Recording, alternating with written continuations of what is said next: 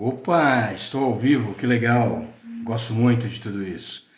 Hoje vai ser uma live muito bacana, onde a gente vai falar, na verdade, do momento atual. Vamos falar também dos desafios do atacarejo. Não sei até que ponto esses desafios são só do atacarejo, na verdade, né? Mas a gente vai estar conversando bastante. Opa, como vai? Tudo bem? Opa, Antônio Lúcio! Entrou, tá certo, já vou te chamar, hein? Ok, ok. Entrando. Ô, meu amigo Evandro! Andrei, como vai? Tudo bem? Muita gente entrando. Michele, perfeito, seja bem-vinda. Né? Bastante gente entrando. Vamos lá, vamos. Vou chamar você, Antônio Lúcio, porque você é o primeiro. Tem mérito, tem mérito. Opa, tem pedido? Deixa eu ver, deixa eu convidar aqui o Antônio Lúcio. Convidei.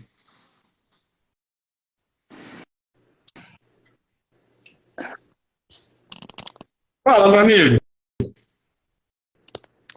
Como é que você está, Demetrio? Prazer estar aqui Obrigado. com você. Estamos aguardando agora o Arquimedes e o Escudeiro. Como que está por aí? Está no Rio de Janeiro?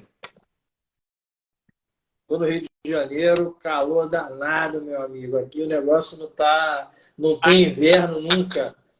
Grande Rio de Janeiro, né? Grande. Agora que eu tô vendo, Antônio Lúcio, tá tendo jogo do meu Palmeiras, olha só, rapaz. Com Agora que eu tô vendo, tá certeza, aqui, cara. Vamos apareceu o ver aí, hein? placar. Mas, pessoal, vai ser uma live muito bacana, viu? Antônio Lúcio, eu já vou me adiantar e vou falar de você, Antônio. Antônio é um profissional com uma experiência incrível de varejo, em operações, e eu tenho percebido que é uma pessoa que adora esse mundo da inovação, não é isso, Antônio? Daqui a pouco eu vou. Oi, É fala. verdade. Eu tenho me dedicado realmente a Ah, isso, Demetrio. Você está certo. bacana. Ó, o Cristóvão aparecendo. Ó, Cristóvão, você já apareceu. Eu tô aguardando, na verdade, o Escudeiro e o Arquimedes. Então, fala um pouquinho, você tem se dedicado à inovação, fala um pouquinho fala um pouquinho de você, né? Aproveita que você tem mérito, chegou primeiro, fale de você, por favor. Obrigado, Demetrio. Bom, primeiro para mim é um privilégio estar participando dessa live com você. Você é uma referência no setor, então para mim é um motivo de muita alegria estar aqui hoje contigo. Eu iniciei a minha carreira na década de 90 no varejo pelo McDonald's. Tive uma experiência internacional importante também. Eu vivi nos Estados Unidos durante um ano em função dessa empresa, né? E de lá eu saí para a Ambev, onde eu desenvolvi todo aquele trabalho. Eu estava envolvido com o chamado Projeto Forró e também o lançamento da Ambev. Foi logo que a Brahma foi adquirida, né? E prossegui a minha carreira passando por empresas como o GPA, onde eu respondia pelas operações da bandeira Pão de Açúcar no Rio de Janeiro e depois do Extra. E em seguida cuidei da inovação, da expansão da Etna Home Store, justamente lá no startup dela, né?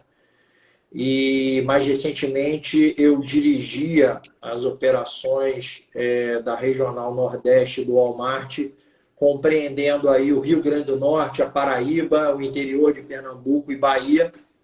E foi uma experiência muito rica. Eu acho que a gente passou por várias fases, né? Uma grande empresa, uma empresa de classe mundial, mas que infelizmente no Brasil teve muitas dificuldades. E hoje o tema, inclusive, nosso aqui é tentar antever, né? É tentar sinalizar eventuais dificuldades que esse segmento do atacarejo começa a ter e que, se não tiver atenção, pode trazer Legal, deixa eu agora chamar os outros dois convidados aqui que acabaram de entrar. Mas muito bom, prazer enorme ter você aqui com a gente, viu? Espera um pouquinho só. Muito obrigado.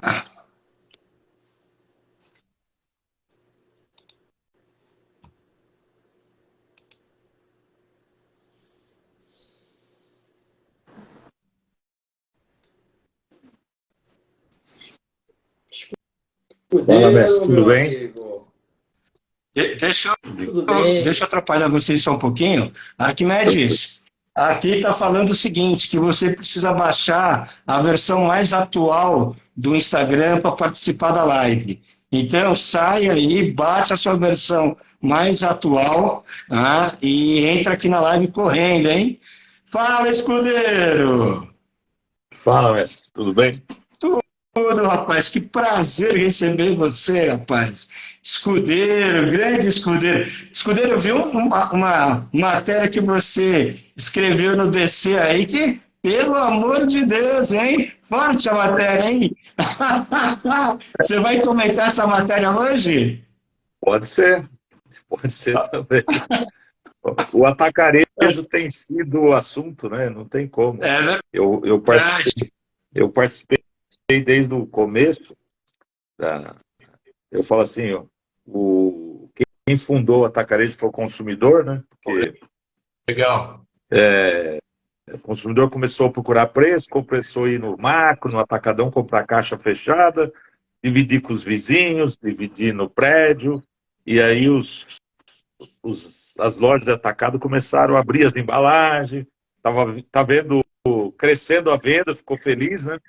Uhum. E aí começou esse embalo, né? Mas deixa eu fazer uma introdução, gente. Pode ser? Pode Vamos lá. falar. Bom, primeiro, super mega feliz, por enquanto recebendo vocês dois. Assim que o Arquimedes baixar a versão nova, ele entra. Né? Duas feras, dois caras que eu tenho respeito. Né? Tenho muito, na verdade, muito respeito e já tomei, por exemplo, com o Escudeiro, já tomei alguns cafés. Né? O Escudeiro é uma pessoa incrível. Gosto muito de você, Escudeiro. Mas vamos Você lá. também, né? Obrigado. Obrigado, Só cara. quem fala. Obrigado, muito obrigado. Gosto muito de você. Mas vamos lá. Olha só, gente. A gente está falando que o atacarejo passa por um desafio. Eu quero só contextualizar isso aí, tá? É verdade. Não, se a gente for ver EBITDA, por exemplo, tanto Açaí quanto Atacadão tiveram uma queda, mas uma queda não muito significativa. Né? Tiveram algum impacto do ponto de vista das despesas financeiras, isso é verdade também. Agora, por outro lado, quando a gente vê o crescimento do açaí, né, mesmo as lojas, ano contra ano, ele é de 7,2. Não é um crescimento fantástico, realmente não é. Né? Mas um expoente, né? Um cara que é muito competente, né? E que todos nós passamos aqui, né? Teve um crescimento que foi o Pão de Açúcar, o GPA, mesmo as lojas de 6,3%. Bandeira Pão de Açúcar, 6,3%, 6,5%. Quer dizer, aí a gente vê que mesmo as lojas, inclusive o açaí tem um desempenho melhor do que o Pão de Açúcar. Bacana. A gente vê também uma outra coisa, né, que é a deflação de alimentos. Fantástico. Está acontecendo, inclusive, uma redução de gasto médio por parte do consumidor. Quando a gente pega o relatório do Pão de Açúcar, tem uma redução de 2,5%. Não, redução não, um aumento pequeno, só de 2,5% de gastos. Quer dizer, e agora pintando uma deflação, surgindo uma deflação, né, começa a acontecer queda de carne, queda da soja, quer dizer, a deflação ela está surgindo, até porque as taxas de juros estão lá em cima. Outra coisa que eu queria pontuar é o seguinte, eu vivo, né, muito interior e vivo muito interior de São Paulo e vivo muito no Nordeste, né? E eu vejo também no Nordeste um cara fenomenal. Eu já falei para vocês no nosso bate-papo, que é o tal do Matheus, que tem um tal de Matheus Mix, que é o atacarejo dele, que é bárbaro.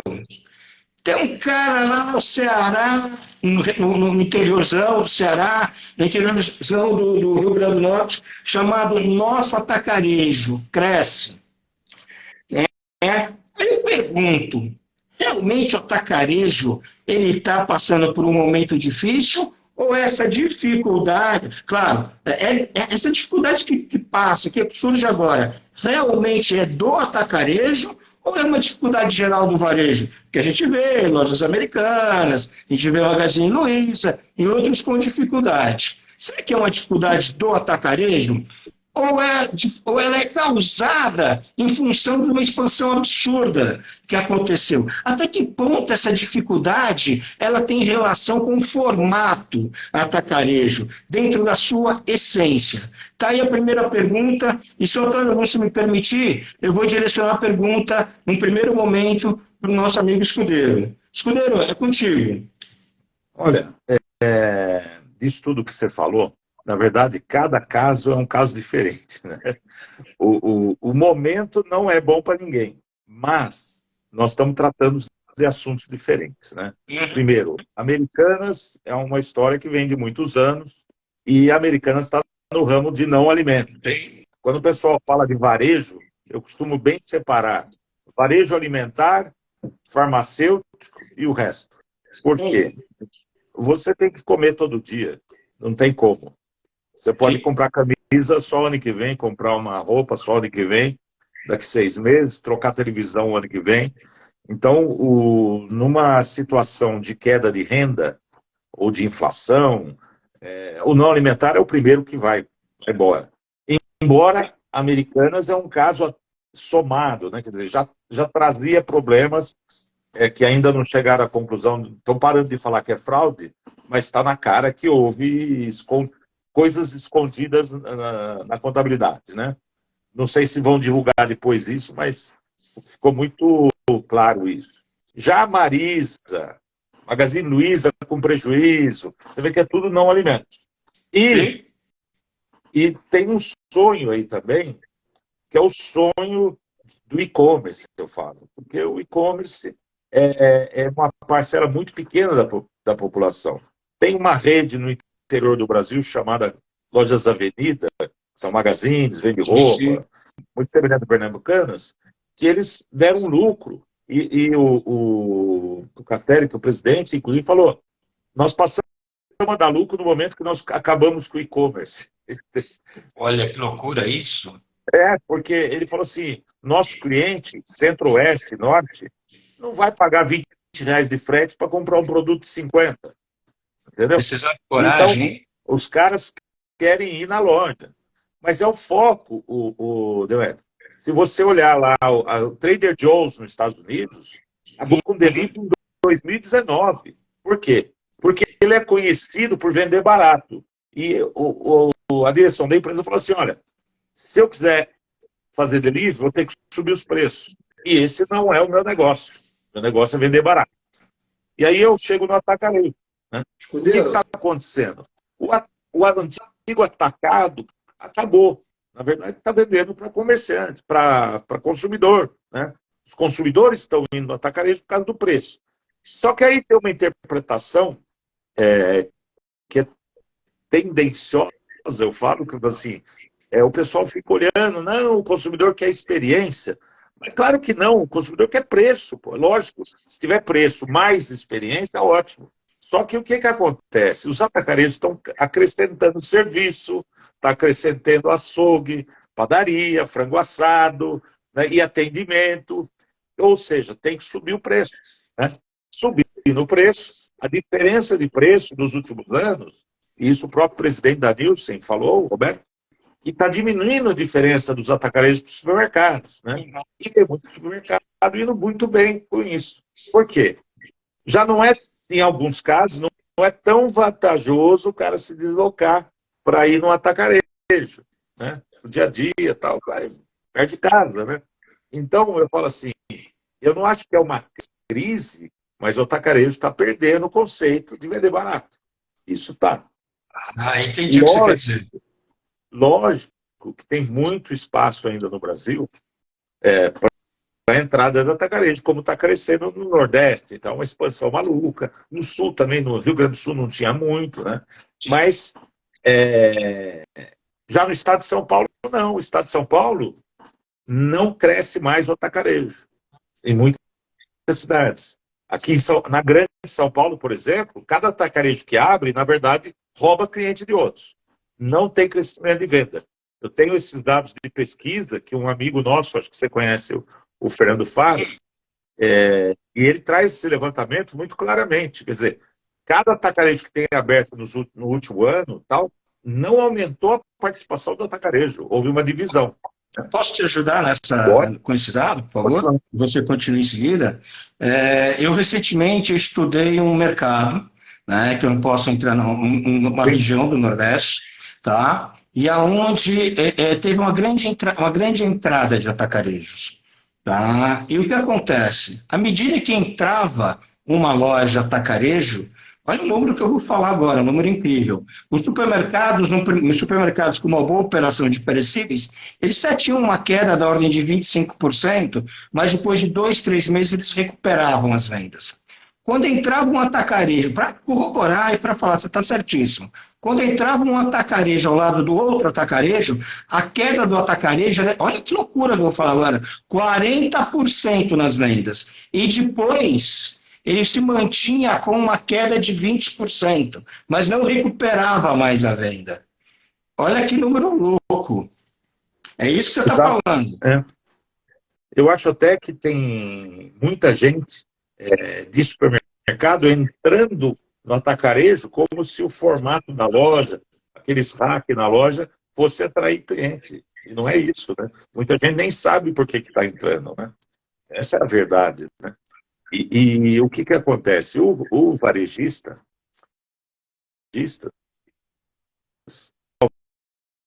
médios, pequenos, tirando os grandes, não investe em pesquisa, né?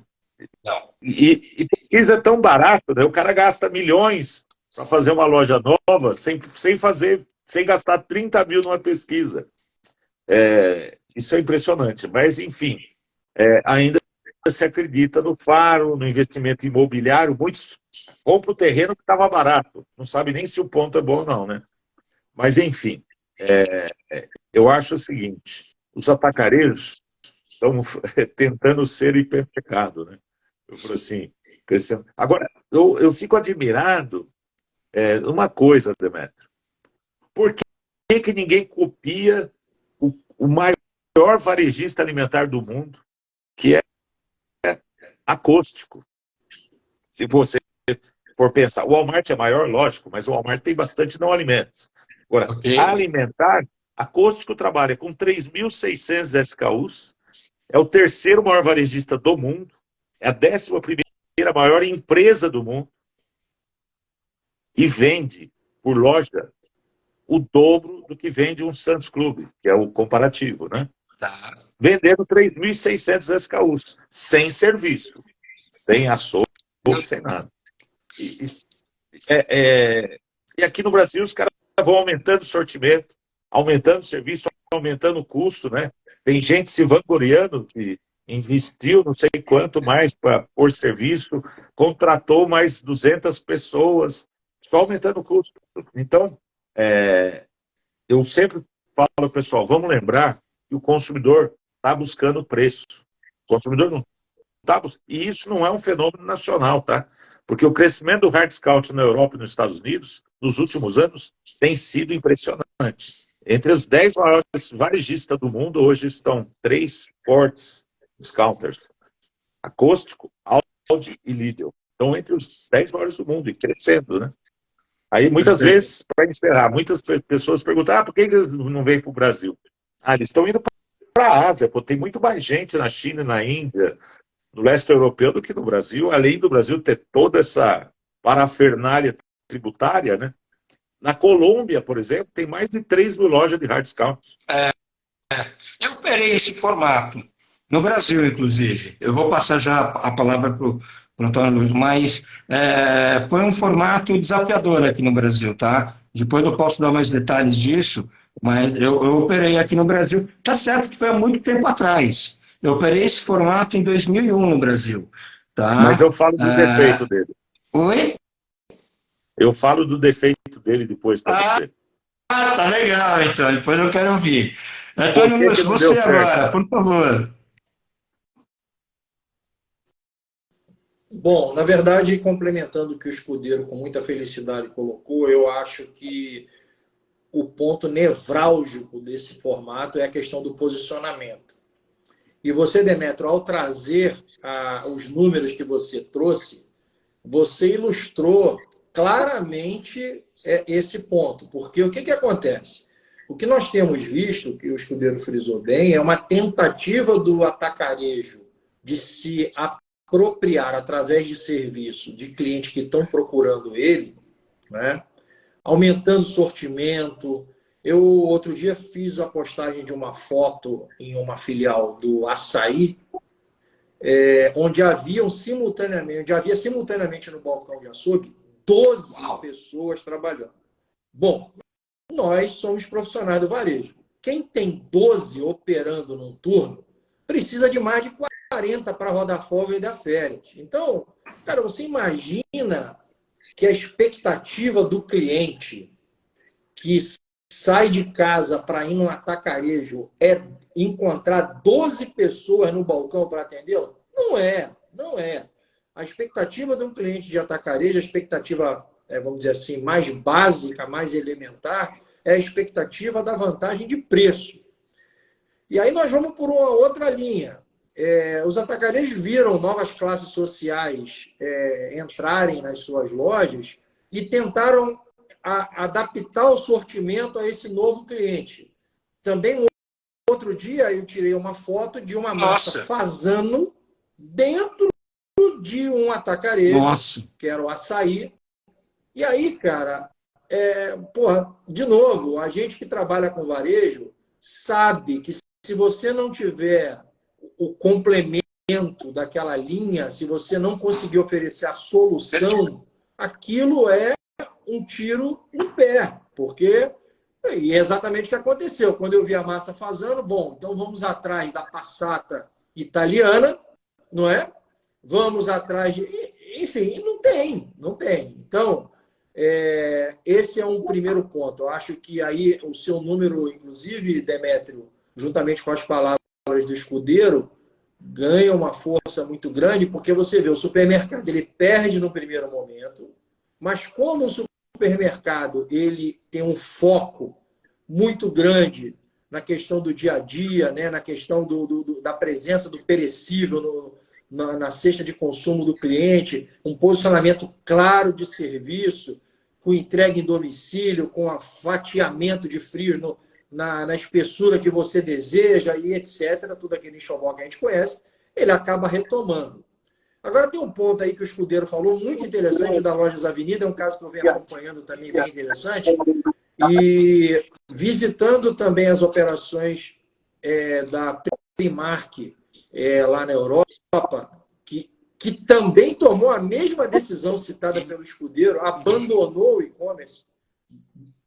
Porque, porra, você vai comprar, por exemplo, uma camiseta na Primark. Você compra uma camiseta dessa básica, você chega a comprar packs com 3 camisetas por 4, 5 euros. Então, você vê o que é o apelo de preço numa rede como essa. E os caras fizeram as contas a partir de um piloto que eles fizeram na Escócia e viram que não dava.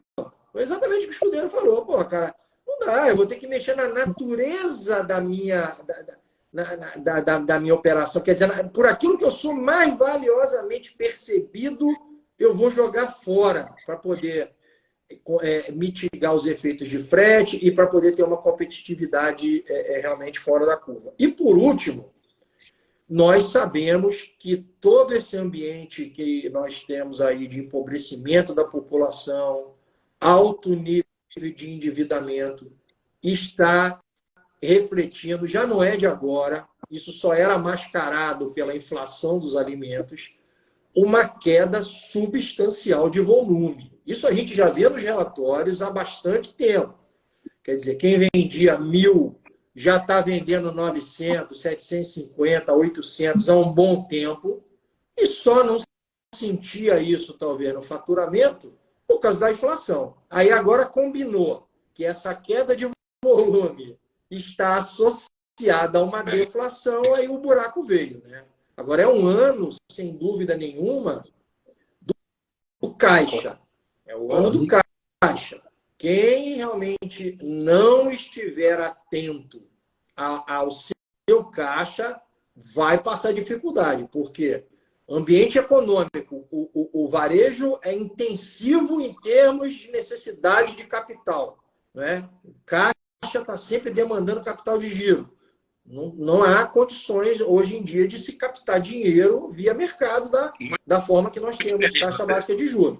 Segundo, controle de despesas. Se não tiver, é como dizia lá um amigo, né? Que o escudeiro trabalhou com ele também, acredito que o Demetrio também, né? Que é igual unha, né? É, sim, sim. Você já sabe o que eu estou falando. Se você não for cortando, meu amigo, daqui a pouco tu tá com aquela unha de Zé do Caixão desse tamanho. Então, gente, é assim, uma conjunção de fatores. Não é um único fator. O Demetrio colocou vários, o escudeiro também, com muita felicidade, colocou vários. Então, por exemplo, essa decisão de segurar o e-commerce, de tirar o e-commerce, é uma decisão duríssima. É uma decisão que acaba afetando o share da companhia, mas é uma decisão corajosa e convergente. Eu estou entendendo algumas coisas. É importante a gente pegar, né, e fazer um fechamento, e aí até vou convidar vocês para uma discussão que não estava prevista, né, mas é que eu acho que a discussão vai ser boa. Né? Então, se a gente for ver, o que a gente percebe é que o atacarejo ele passa por uma transformação, né, deixando a sua raiz, tá? E existe questionamento em cima disso. Até que ponto isso é positivo ou não? Ponto. Tá? Outra coisa que a gente falou é, será que o e-commerce, por exemplo, ele é bem-vindo para qualquer marca ou para qualquer formato? Talvez não. Da mesma forma que vocês falaram aí das lojas Avenida, a gente vê a Renner, né, investindo muito forte em lojas showroom, né, e se laçando muito na questão do e-commerce. Tá? E isso é interessante. Então tem os dois lados. Né? E a gente não tem aqui o objetivo de ser dono da verdade, mas de levar para essas pessoas que estão nos ouvindo né, informação. E uma outra coisa que você falou, Antônio, que eu acho importantíssimo, é que esse é o ano do caixa. Então vamos tomar muito cuidado na gestão do nosso caixa. Né? Cuidado para não perder caixa, né? Tentando fazer venda fictícia, aquela venda que não gera resultado. Mas eu estou vendo que tem é isso! Aqui o Adilson fez a pergunta que eu ia colocar no jogo. Exatamente essa pergunta. Tá? A discussão está de muito bom nível. Então aí a pergunta é, vem cá, gente, eu vou dar minha opinião e vou jogar para vocês. Na minha opinião, é um grande erro. Né? Tudo isso que vem acontecendo com o formato hipermercado. Isso que se fala, né, que o hipermercado, de certa forma, ele já não é mais um formato adequado para um processo de expansão, eu acho temeroso isso. Eu acho que o hipermercado, da mesma forma, né, ele é um formato em processo de transformação. Se vocês me permitirem, a gente entra para esse assunto. Pode ser? Tá? Ele é um formato em processo de transformação. Né? E a omnicanalidade, ela está aí, né, exatamente para resolver algumas interrogações, né, alguns problemas que existiam nos hipermercados, nas grandes superfícies. Né? Então, puxa vida, o meu ponto de vista, principalmente depois que eu visitei uma operação que não é um hipermercado, mas é de uma superfície maior, que é a operação do Jumbo no Chile, por exemplo, né? Eu fico me questionando, eu acho que é uma decisão errada, na minha opinião, é uma decisão errada quando as empresas elas abandonam o formato hipermercado. Né? Eu acho que ele tinha ainda muita oportunidade e a tecnologia era parte da solução dos problemas que eram apontados por muitos. Né? Qual é a opinião de vocês? Eu posso falar assim da minha visão. Eu fui um dos caras que fez o crescimento do Extra, né? E eu entendi bem como mataram o Extra. Por quê? Quando a gente cresceu o hipermercado, mesmo quando o Carrefour chegou no Brasil, a gente exercia um negócio chamado discount, que é, Tá, vender barato. A margem bom. bruta do alimentar do Extra nos anos 90 era de 11% e 12%. E hoje os atacarejos praticam 16%, 17%, 18% de margem bruta. Ou seja, o Extra no início era mais barato que os atacarejos hoje. Que loucura. Aí o que aconteceu? Na verdade, quando veio o Plano Real, 94, o RV, Plano Real, os mais novos talvez não conheçam um pouco dessa história, houve uma diminuição da diferença de preço dos supermercados, para os supermercados. Então, a venda caiu um pouco do alimento e os hipermercados começaram a usar o não alimentos para atrair público. Por quê? Tinha quebrado o MAP, Mesbla, Sears, Arapuã, Gearonço, Casa Centro. Não tinha mais onde comprar. Né? Você queria um computador, você ia no hipermercado. Né? O Extra, no começo, chegou a ser o maior revendedor da Epson e da HP no Brasil, né? Com poucas lojas ainda que tinha. Né? E o que acontece? O que aconteceu?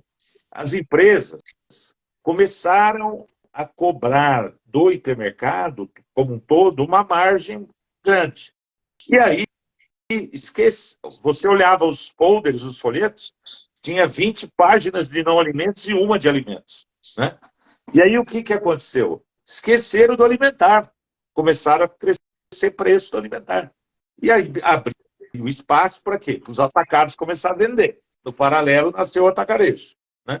Agora, o fim do Extra, aí começou a perder venda. Lógico.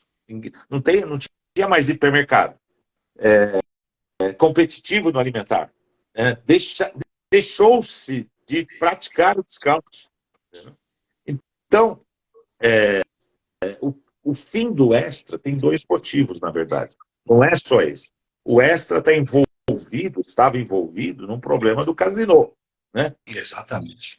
Que era GPA, e aí precisava fazer dinheiro para mandar para a França. Até hoje o Casino está com problemas. Então vamos desmontar o GPA, fazendo o quê? Passa as lojas grandes para o açaí, né? É tudo rolo deles mesmo. Né? O Arquimedes está entrando aí? É o Arquimedes está brigando aí para entrar. Viu? Vira a câmera aí. Boa noite, Arquimedes. Tudo bem? Então, boa noite a vocês. Eu já estava acompanhando, estava ouvindo para aprender. Pode continuar, Oscar. Tá. Continuando. Então, é um problema do Casino o fim disso. Agora, eu tenho uma teoria que eu exerci sempre na vida, desde o Cândia, começo do Extra, começo do Tenda, que eu montei a primeira loja ainda como Vila Real, que é o seguinte, que é o tá dando um eco para alguém aí no microfone. Arquimedes, você está com o microfone, Arquimedes. Aí, o que acontece? E é o seguinte, sabe a melhor forma de reduzir despesa? Aumentar a venda. Então, está dando muito eco aí, alguém tem que fechar o microfone. Tem alguém perto de você, Arquimedes, com outro celular ligado na live? Não? Tá bom. Vamos lá. A melhor forma de diminuir despesa é aumentar a venda. Verdade. Então, o que eu acho é o seguinte, quando você pega, gente, a sua cabeça só cabe uma prioridade. Só cabe uma prioridade. Se a sua prioridade é cortar despesa, você esquece de aumentar a venda. E isso tem acontecido em muitas empresas, estou cansado de ver isso, principalmente quando o dirigente da empresa é oriundo da área de finanças. Desculpa os financeiros. Quando é alguém vendedor, você faz o diabo para falar assim. Porque o que o pessoal fala assim, mas o mercado está ruim. Ué, os outros que morram, eu não. Quer dizer, a minha carreira, viu, Demetrio, foi Cândia, Extra, Tenda. Foram momentos de crise. E a gente vendia muito. Porque eu fui mordido pelo bichinho do discount. E eu vou dar um exemplo e parar. Na primeira vez que eu fui gerente do Carrefour, fui estagiário e fui gerente. Aí teve um mês e o Carrefour era discount, tá? Tem até na minha dissertação eu cito um artigo científico de 2002 que falava do círculo virtuoso do Carrefour. É um artigo acadêmico europeu lá, não lembro da onde que é. Mas o que acontece? Quando você acredita que vendendo barato você vai vender mais, você faz isso acontecer. E os outros que morram. Mas lembrando do exemplo que eu ia dar e para. Teve um mês que eu dei 1% a mais de margem. Todo feliz. Né? Chegou um francês, que eu não esqueço o nome, alguém pode ter conhecido, Dominique Henri Changer, e deu a maior bronca.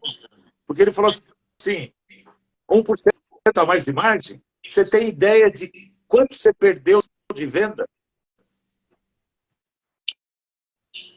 Para aqui. Parou.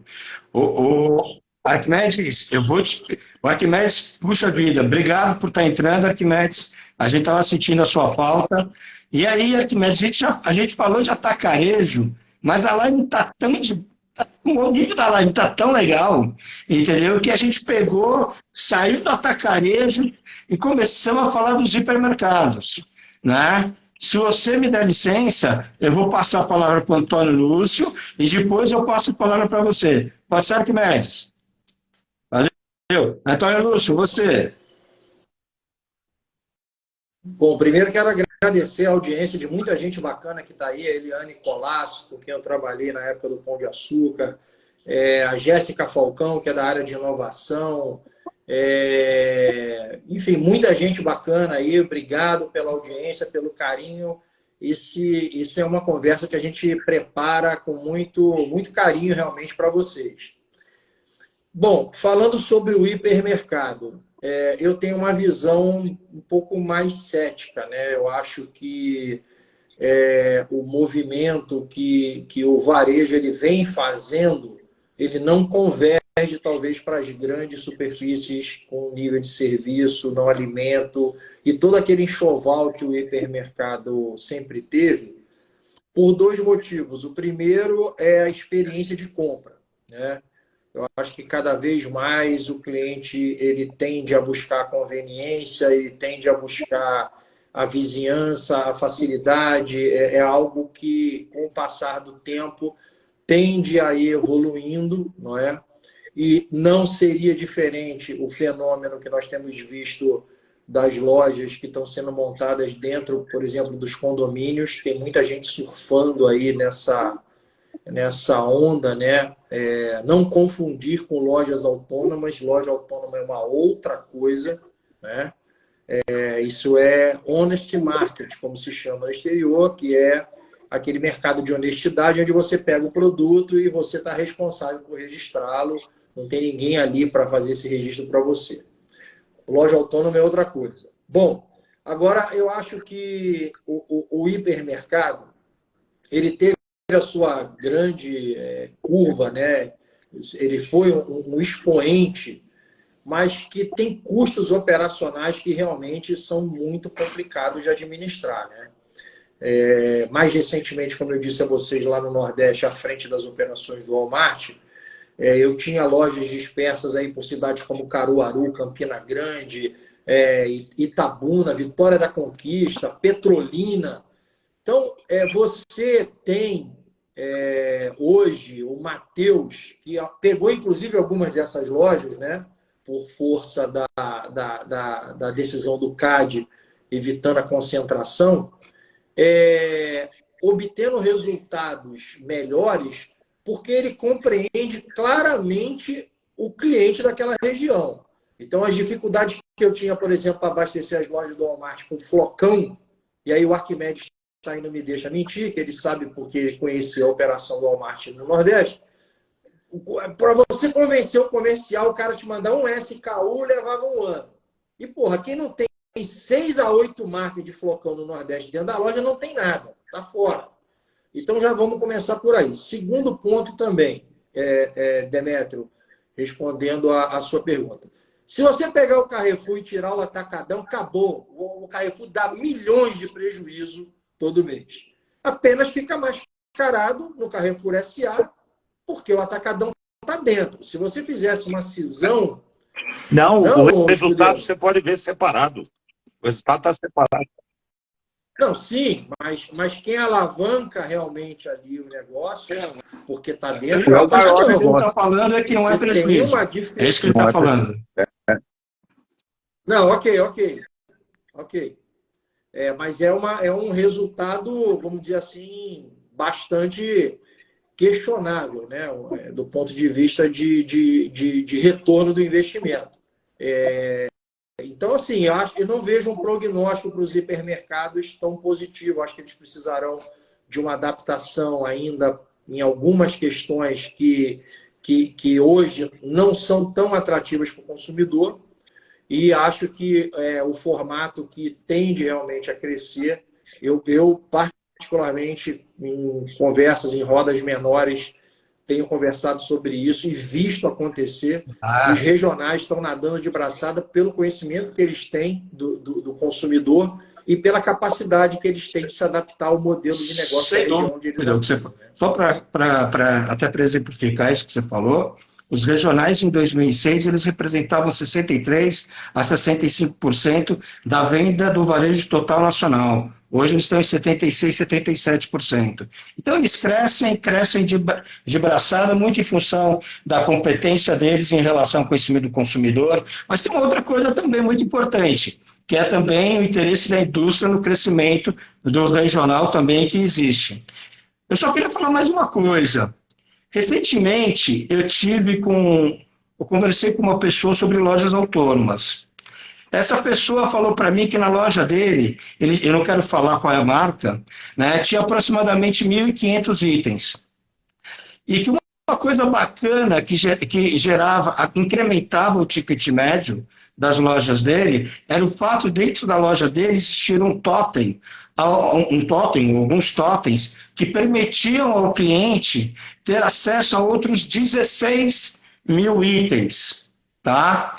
Então, isso eu estou falando porque talvez, eu não quero, ninguém tem, talvez parte da solução desse formato hipermercado, talvez passasse por isso, entendeu? Essa coisa meio híbrida, juntando aí a tecnologia e permitindo que esse formato fosse concebido em lojas menores. Só isso. Mas você está certo, né, Antônio Lúcio, quando você fala que não tem mais espaço para as grandes lojas no país. Concordo com você em gênero, número e grau. Totalmente. Você quer, posso passar por Arquimedes, Antônio? Legal. Sim, eu acho que o escudeiro Não, está eu pedindo ia uma só palavra. comentar Escudeiro, uma coisa importante. Quando a gente fala trabalhar com dados reais, né? O que acontece? A gente é bombardeado nos últimos anos, 2, 3 anos, pesadamente sobre e-commerce, notícias, transformação digital, é o assunto, e isso é um interesse das consultorias, né? De vender essas coisas. Mas, na verdade, o e-commerce brasileiro, ano passado, representou 4,9% das despesas das famílias no Brasil. Só 4,9%, e aí dentro tá televisão, roupa, Renner, tudo isso. Tá? O alimentar não dá nem 1%. Então, principalmente quem vive em metrópole, e aí eu vou falar das lojas autônomas também, o mercado é pequeniníssimo, porque no interior, lojas, cidades pequenas, tem muito menos condomínios, e essas lojas autônomas em geral são, em geral não, quase todas são conveniência, né? E tem um preço mais caro. O que acontece? As pessoas vão almoçar em casa, ela pode ir no mercado na hora do almoço, pode fazer tudo mais perto. Eu tenho tentado muito fazer com que as pessoas que nascem e crescem em São Paulo vão conhecer o Brasil. Eu falo, o Antônio Luiz deve conhecer muito isso, né, Antônio? Por quê? Eu fui gerente de vendas de uma empresa no Nordeste, nos anos 80, e eu falo que eu fui fazer pós-graduação. Eu fui conhecer o Brasil. Eu fui vender lá na sede do G. Barbosa, que virou Walmart depois, né? É, que eu saía da Eita! Aracaju, tinha que arrumar um táxi, e depois para voltar da sede, né? Eu vendi para o seu Noé Barbosa, né? Olha aí. Você ir para Alagoinhas, 140 quilômetros de Salvador, Feira de Santana, Itabuna, Mesmo. Ilhéus, Petrolina e tudo mais, né? E lá em Recife, em Fortaleza, pro Ronce, que nem existe mais. Putz, lá o Paz Mendonça, lógico, lá, putz, ficava o dia inteiro para ser atendido. E pro Bom Preço, em Recife. Então, eu falo que isso foi um aprendizado para quem nasceu e cresceu em São Paulo, né? Eu falo que aqui em São Paulo, para muitas pessoas, eu falo assim, ó, você precisa sair do quadrilátero do rodízio. Então, pega a Avenida Sapopemba e vai embora. Estado de Guatemi e tudo mais. Então, e a gente é muito bombardeado pela mídia, até com mentiras. Quando você entra no site e-commerce Brasil, tem matérias lá falando que o 20% do comércio de supermercado foi para e-commerce. Mas que chute é esse, meu Deus? Supermercado é absurdo isso. Absurdo. Quer dizer, então, e só que as pessoas olham muito. E hoje em dia, as pessoas não leem a matéria, lê o título, né? Tudo virou 140 caracteres, né? Então, eu até briguei com um consultor lá do SBVC, porque tem um amigo meu, eu falei, pô, como é que vocês põem um negócio desse? Um estudo em 2020 falando que 82% dos idosos 60 a mais preferiam comprar online. Pô, hora que eu vi... Não é verdade isso. Aí lá na página 11, isso era a capa, hein? A capa. Na página 11, está falando que a pesquisa foi feita online. Pô, se eram os velhos que estavam online, são pessoas... Não. Então tem que ter muita atenção com isso, porque o e-commerce é muito pequeno ainda no Brasil. Nos Estados Unidos, o grocery, que é o supermercado, o e-commerce foi de 11%, que eles chamam de online, perdão, 11%. 3%, eu estou arredondando, 2, alguma coisa, foi de fato delivery. E você tem um percentual de não alimentos? Não, agora não para falar, não. Só não alimentos. Está disponível na informação, Tá, mas legal. eu não tenho aqui agora.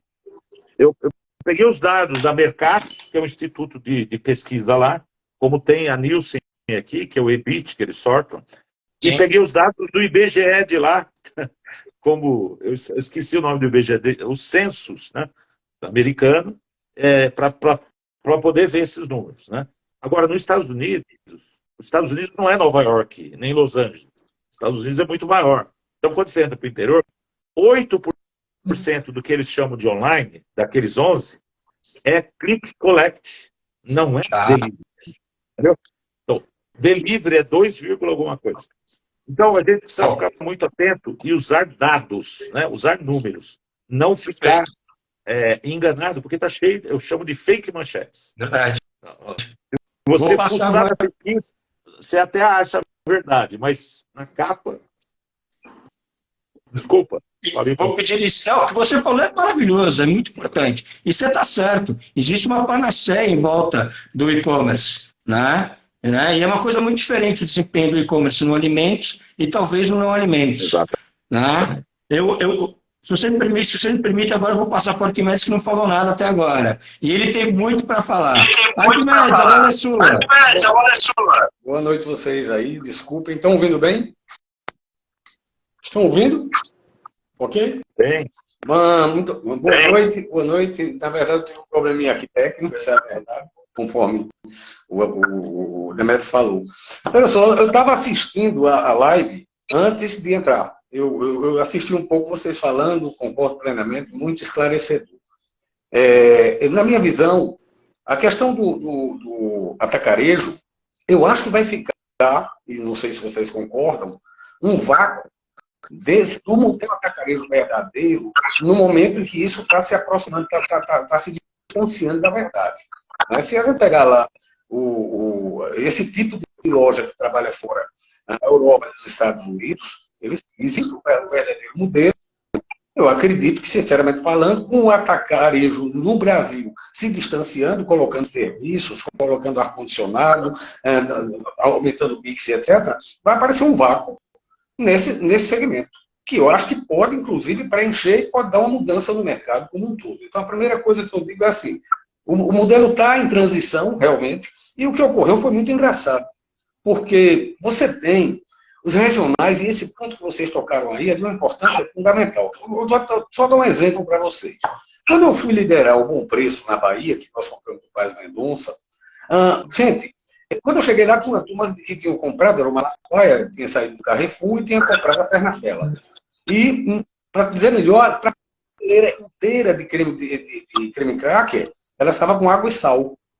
E para não vencer, foi necessário que eu chamasse a indústria para me ajudar. E por quê? Porque eles vinham com a cultura de São Paulo. Né? Eu tenho outro detalhe muito importante, que é o seguinte, mesmo a gente estando dentro do Nordeste, existe uma variação cultural fabulosa para operar varejo. Eu vou dar um exemplo. Aí, Escudeiro trabalhou. Vamos lá. Não tem como você trabalhar o varejo na Bahia sem estar ligado nas lavagens. São festas que promovem venda para a gente. Né? Não é somente o calendário sazonal. Esse é um ponto que eu acho que é importante. Então, eu acho que o expertise de um Matheus que está entrando aqui, o novo é uma proposta diferente.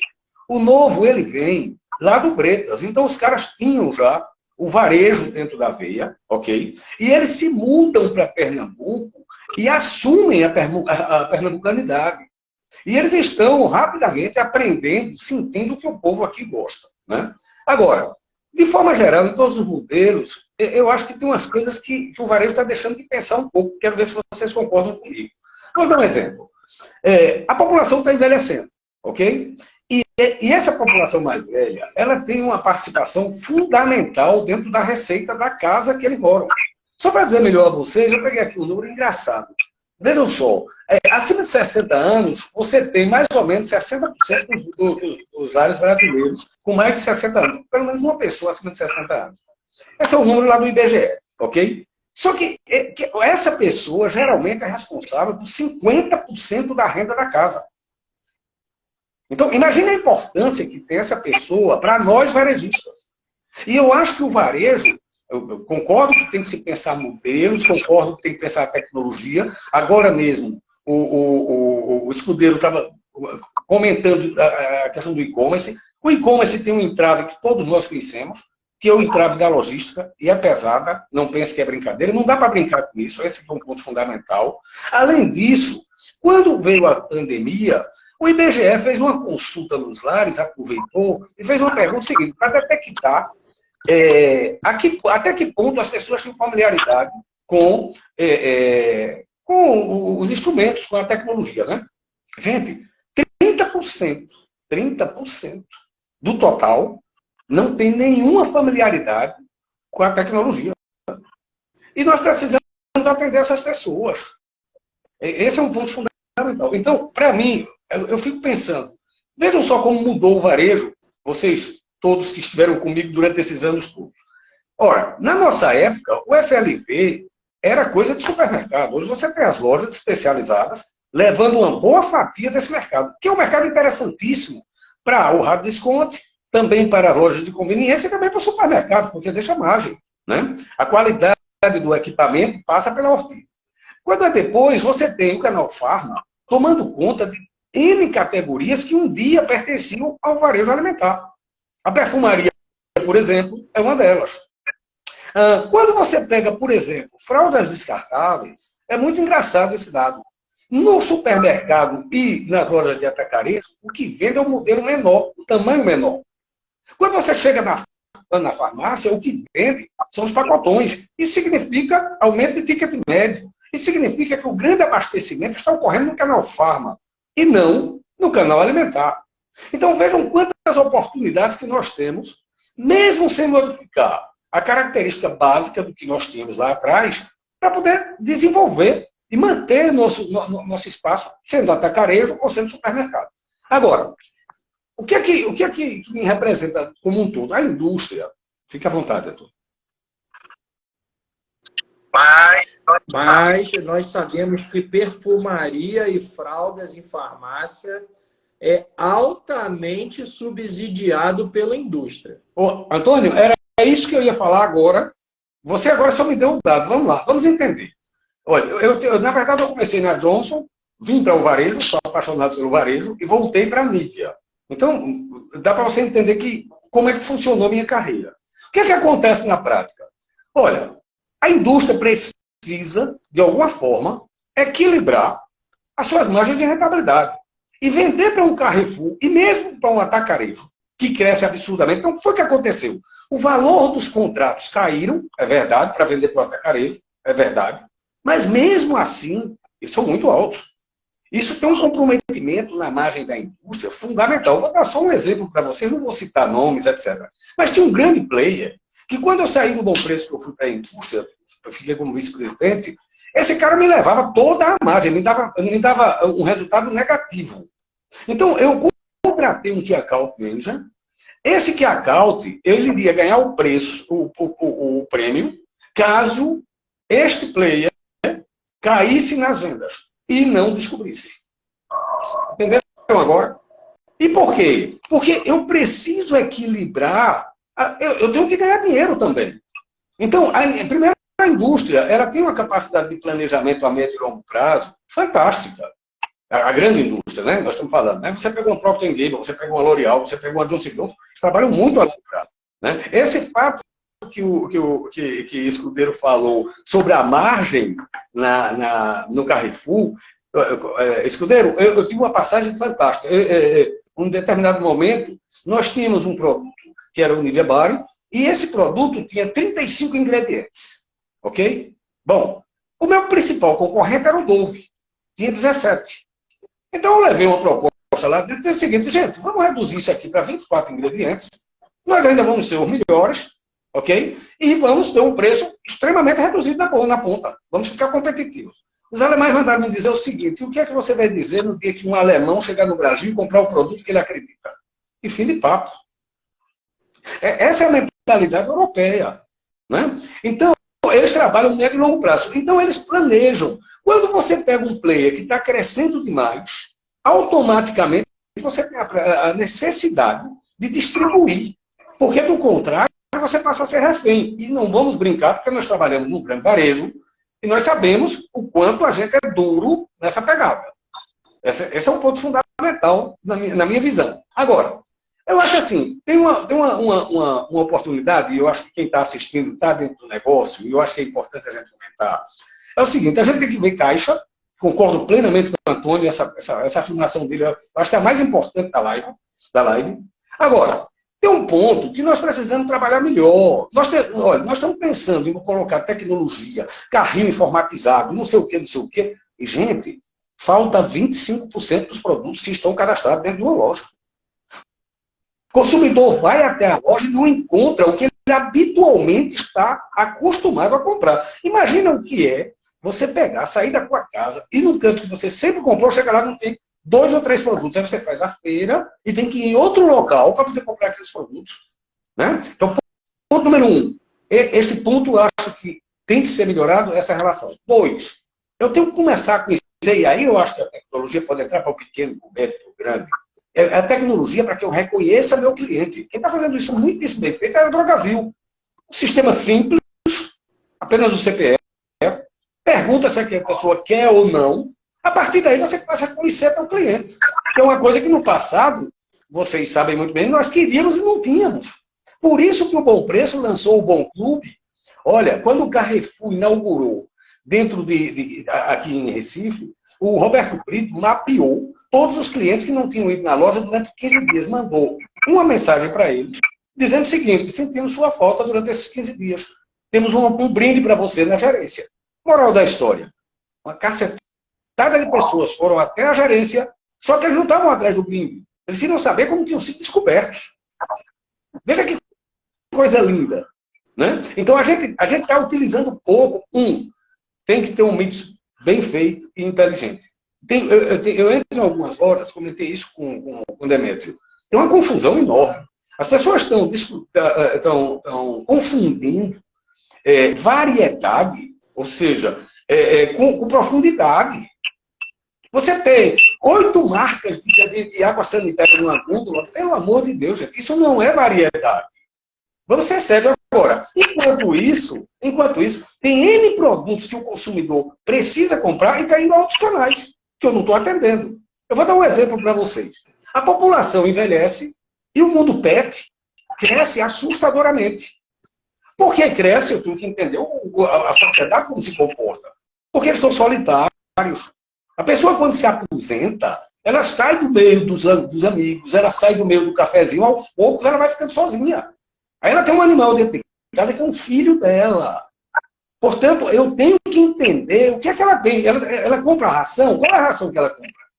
Que outras coisas ela compra? O que é que ela cria? Ela cria gato, cachorro ou, sei lá, um pássaro. Eu tenho que saber meu cliente quem é. Aí, a partir daí, eu vou trabalhar um mix. Vou dar outro exemplo. Agora vamos pegar o outro lado. Operação. Aí vem o gerenciamento de categoria, pega um produto. Vou até mostrar para vocês. Feito este aqui, ó. Isso aqui é um alimentador. Isso aqui é um alimentador. Isso aqui é para colocar a fruta aqui dentro e a criança comer, digerir, sem o risco de se engasgar. Aí a pessoa pega isso aqui e bota lá na seção infantil. Pô, mas pega isso aqui e coloca na FLV. É ali que vende. É ali que vende. Então, nós estamos aqui, o seguinte, eu acho que o ponto fundamental para quem está no negócio de varejo hoje é, ponto número 1, fazer bem feito. A compra tem que estar bem feita, o mix tem que estar bem adequado, não pode faltar produto, a loja tem que estar limpa. Fazer bem feito primeiro o dever de casa. A partir daí, aí eu posso pensar em inovações e etc. Isso, obviamente, eu estou falando no médio. E outra coisa, não é nem no médio. Se você pegar alguns dos grandes, eu tenho encontrado isso também. Eu vou dar um exemplo. Eu entrei num dos atacarejos grandes, a semana retrasada, e encontrei 10 marcas de amaciante. Aí cada um tem 5 fragrâncias. Imagina quanto ele está deixando na prateleira sem rodar. Nossa. Bom, então, o caminho que eu acho, na minha concepção, eu acho fantástico estar discutindo isso aqui, né? Porque não pode ficar somente no que é que vai ocorrer com o atacarejo ou que não vai, até porque nós não temos a previsibilidade, a gente não é visionário a esse ponto, de saber o que vai acontecer. Agora, existe uma pressão muito grande em cima da margem? Existe. Ponto número 1. Ponto número 2. Isso está pegando também outros canais de distribuição, o que é muito ruim. A indústria vai entregar a quem? Vamos lá. Esse produto que eu mostrei para vocês aqui agora, por acaso o atacarejo... Vou pedir uma licencinha. Eu vou ter que, a gente vai encerrar a live mais ou menos daqui 10 minutos. Então, vamos deixar mais 2 minutos aí de discussão e depois cada um vai fazer seu vai se despedir. Natália Nusso, por favor. Eu só vou dar um comentário rápido. Os caras também não sei o que tem na cabeça, porque o cara do atacarejo sabe que o atributo de valor é preço, não é para botar no ar-condicionado, cara. Tem que quebrar. Porque tem muito dinheiro, Antônio. É por isso.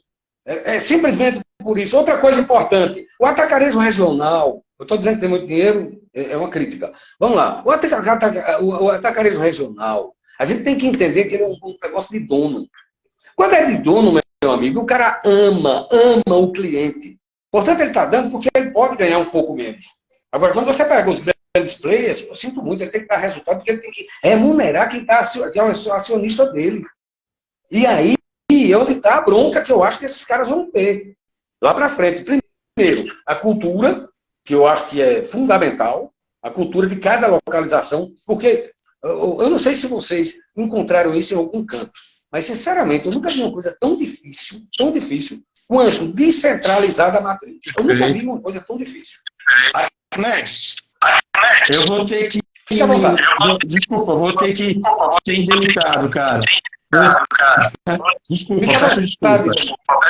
Porque senão a live fica daqui a pouco detalhe. E aí acaba a live. Eu queria... A gente pode fazer uma outra... Está dando uma microfonia incrível. Vai ficar salva. A minha sugestão agora, né, é que cada um agora, né, foi uma maravilhosa live. Agradeço profundamente vocês terem, né, participado da live, terem atendido o convite né? São três profissionais muito competentes e que puderam estar falando hoje com vocês, pequeno e médio varejo.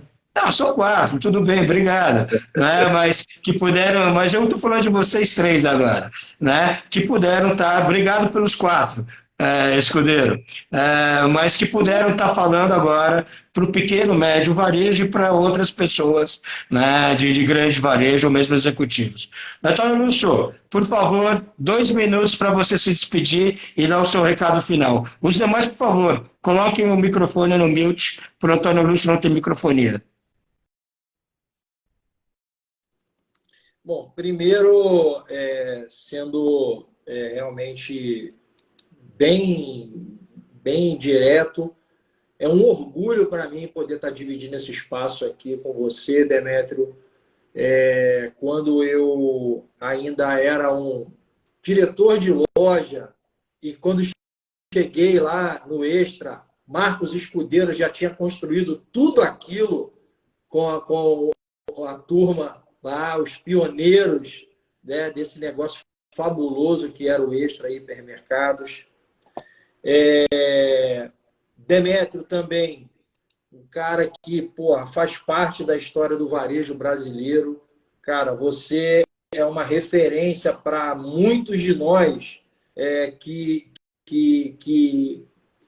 escolheram o varejo como a sua área de desenvolvimento profissional, cara. Então, e Arquimedes, quando eu cheguei lá no Walmart para dirigir as operações do Nordeste e herdando o bom preço, o que eu ouvi falar desse cara era um negócio extraordinário.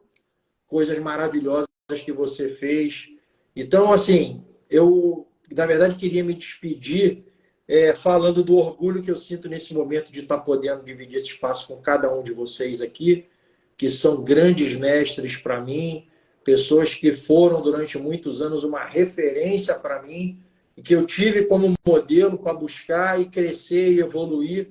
E se eu estou nessa condição de poder estar dividindo esse espaço com vocês aqui agora, é devido ao benchmark, vamos chamar assim, né, para trazer para uma linguagem que a gente conhece bem, que eu procurei estabelecer entre o que vocês faziam e o que eu tinha que buscar. Então, essa é a minha despedida. Não tenho absolutamente Obrigado, nada mais Antônio a dizer. Lúcio. Obrigado de verdade por todas as suas palavras. E para nós também é um prazer, né, ter você aqui conosco. Tá legal? Arquimedes, 2 minutos, creia. 2 minutos. Pessoal, eu queria agradecer a todos vocês a oportunidade. É fantástico discutir com vocês aí. Realmente, eu também me orgulho bastante, viu, Antônio? Você não sabe o orgulho que eu estou em estar compartilhando com vocês e com quem está nos assistindo. Essa é a verdade. Né? E o objetivo da gente sempre é entregar o máximo possível daquilo que a gente pouquinho sabe. No varejo, a gente sabe muito pouco. Né? É muito pouco tempo para a gente sobreviver, para conseguir entender o que é varejo. Muito obrigado, Demetrio, a você, de coração, e a todo mundo que veio assistir a live. Eu só tenho que agradecer. Abraço grande para vocês todos. Obrigado, Arquimedes. Você sabe que você mora no meu coração, né? Eu lembro até hoje o primeiro tabloide que nós fizemos no Bom Preço, eu e você. Eu subi para o Sr. João Carlos Paz Mendonça aprovar e ele ficou uma fera com a gente, porque ele também era dono do Jornal do Comércio. Lembro até hoje, entendeu? Ele rasgando o tabloide na minha frente. Escudeiro, você agora. Olha, eu vou falar uma coisa que às vezes a gente esquece de falar. Eu nunca fui bom jogador de bola, mas eu tive times, né? Eu acho que a gente só fez o que fez porque a gente teve times. E o meu maior orgulho, vocês conhecem parte dessas pessoas, é alguns estagiários que passou comigo, né? Por exemplo, Rafael Vasques, né? Que foi quantos anos? 20 anos de Walmart. Christophe Auger, que foi lá para o Bom Preço, depois foi ao Walmart, né? Que foi diretor de operações também no Bom Preço, que eu contratei ele, ele era comprador de lingerie na Americanas, foi para o Cândia. O Sérgio Noia, que foi chefe de seção de bazar, e tem muitos outros, eu acho que eu vou errar aqui. E eu falo assim, foram as pessoas que fizeram isso comigo, né? Foram os meus times que fizeram isso comigo, né? porque eu não jogava bola, eles jogavam bola, né? E é isso, eu falei assim, eu falo, se eu dei uma qualidade, foi acertar com gente, mais do que conhecer supermercado. Na verdade, essas pessoas foram me ensinando, né? E eu acho que esse talvez tenha sido para todos nós aqui o maior prazer, até de estar agora com vocês aqui, né? E falar de tanta experiência que a gente viveu com um monte de gente. Eu acho que esse é o maior prazer do varejo, né? Muito obrigado, Demetrio, por chamar a gente aqui, dar essa oportunidade de a gente conversar sobre aquilo que está nas nossas veias, né? Que a bichinha do varejo picou a gente cedo. Escudeiro, eu vou até utilizar a palavra que uma das pessoas que o Adilson utilizou. Né? A sua despedida foi, né? Todas foram, mas a sua, lembrando da sua equipe, foi um negócio muito forte, né? Foi sensacional. Né? E foi muito bonito, inclusive. Bom, mais uma vez eu queria falar para vocês que, para mim, entendeu? É um prazer enorme estar dividindo essa telinha aqui com 3 pessoas, né, muito competentes, né? Obrigado. Né? E eu queria convidar todos vocês que estão aqui nos assistindo para que sigam o Antônio Lúcio nas redes sociais, para que sigam o Arquimedes nas redes sociais, para que sigam o Escudeiro nas redes sociais. Antônio Lúcio começou, inclusive, um canal no YouTube. Sigam o Antônio Lúcio. Né? O Escudeiro é um tremendo de um professor da Fundação Getúlio Vargas, né? E o Arquimedes é uma das pessoas, sinceramente, que eu conheço que mais entende da área comercial. Né? É uma pessoa que tem um profundo conhecimento do comercial. E saibam que aqui, ó, esse canal aqui, Demetrio Magnani, Empresas Varejistas Familiares, ele tem exatamente esse objetivo, que é levar informação de qualidade para você, pequeno e médio varejista. E hoje eu tive ladeado aqui com 3 caras do mais alto nível, né? E nós pudemos levar um conteúdo de muita qualidade para vocês. Obrigado do fundo do meu coração e estou aguardando Antônio Lúcio nos convidar para a live que ele vai fazer no canal dele. Abraço, gente, e muito obrigado. Tudo de bom e muito obrigado para vocês que assistiram a live, hein? Do fundo do meu coração. Tchau, tchau, gente. Grande abraço. Tchau, Grande tchau. abraço. Tchau, tchau.